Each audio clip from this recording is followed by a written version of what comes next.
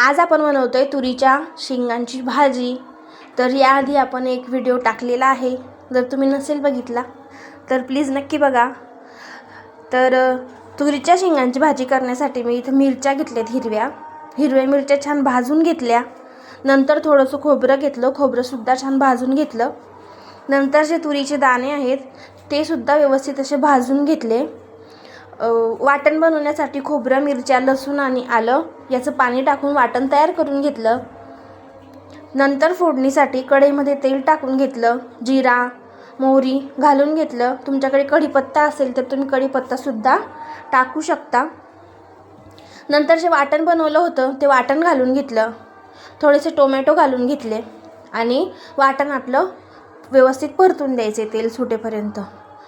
तर व्यवस्थित वाटण आपलं परतलं गेलं, परततंय तोवर आपण जे दाणे भाजून घेतले होते आणि थोड्याशा कोथिंबीरच्या काड्या होत्या त्या मी जाडसर अशा वाटून घेतल्या, म्हणजे भरड तयार करून घेतली। वाटण बऱ्यापैकी शिजतंय तोवर त्यात आपण हळद, थोडासा गरम मसाला घालून घेतला। गरम मसाला ऑप्शनल आहे, तुम्हाला टाकायचा असेल तर टाका, नाही टाकला तरीही चालतो।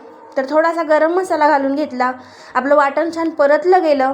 नंतर आपण जे तुरीचे दाणे होते ते जाडसर वाटून घेतले होते ते दाणे घालून घ्यायचे आणि व्यवस्थित परतून घ्यायचं आहे। तर दाणे सुद्धा भाजले गेलेत, त्याच्यामुळे परतायला काही जास्त वेळ लागत नाही। आवश्यक तितकं मीठ घालून घ्यायचं, तुम्हाला जशा चवीनुसार तुम्ही खाता त्या हिशोबाने मीठ घालून घ्यायचं। नंतर आपलं वाटण 1-2 मिनटं परतून घ्यायचं। वाटण परतल्यानंतर त्यात घालायचं गरम पाणी। तर पाणी घालताना गरमच घालायचं आहे, जेणेकरून आपल्या भाजीची चव जाणार नाही। तर मी इथं पाणी गरम करून घेतलं आणि भाजीमध्ये पाणी घालून घेतलं।